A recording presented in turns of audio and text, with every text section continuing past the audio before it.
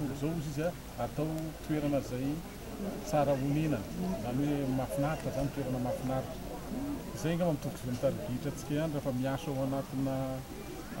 fahasarotana zay dia famonjena olona zany hoe atao zay tsaratsara kokoa zay fomba iainan'ny olona dia ny BNGRC manokana zany dia fananana fandraisana foana zany amin'ny Afrika Atsimo eo no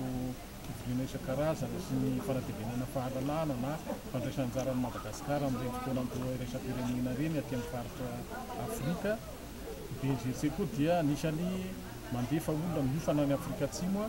ary raha ny eto toerana moa zany dia tsy vitan'izay fifanana zay fotsiny fa raha misy ny zavatra ilayntsika dia anisany manampy antsika foana zany Afrika Atsimo. Ohatra hoe raha ireny rivodozana fahavaratra ireny matetika hitantsika dia anisany firenena iray manampy antsika zany Afrika Atsimo. Ka raha tonga zany ny Nelson Mandela Day dia anisany nasaina ny BNGRC hoe mba hiaraka amin'izareo hanao zavatra ao anatin'izay le fankalazana izay andro zay. Ny tina marina dia tsy ity ihany zany zavatra ho atao manitra n'ity le fankalazana n'ity andro ity fa mbola misy zavatra hafa ho atao ka fanombohana zany ity le hoe nakaty amin'ny commune Soavina atsika commune Soavina zay fantatra fa toerana akaiky any Antananarivo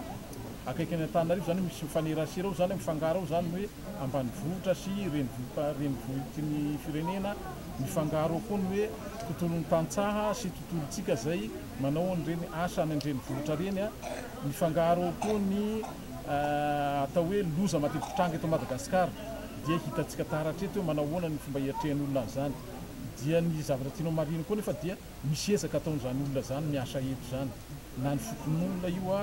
na ny mpitarika an'zareo misy ezaka atao eo dia izay ezaka zay hita fa ataon'zareo zay mahatonga atsika zany miverimberina matetika ety ary dia efa marina be n'izao moa zany fa isy fanazarantena raha ho an'ny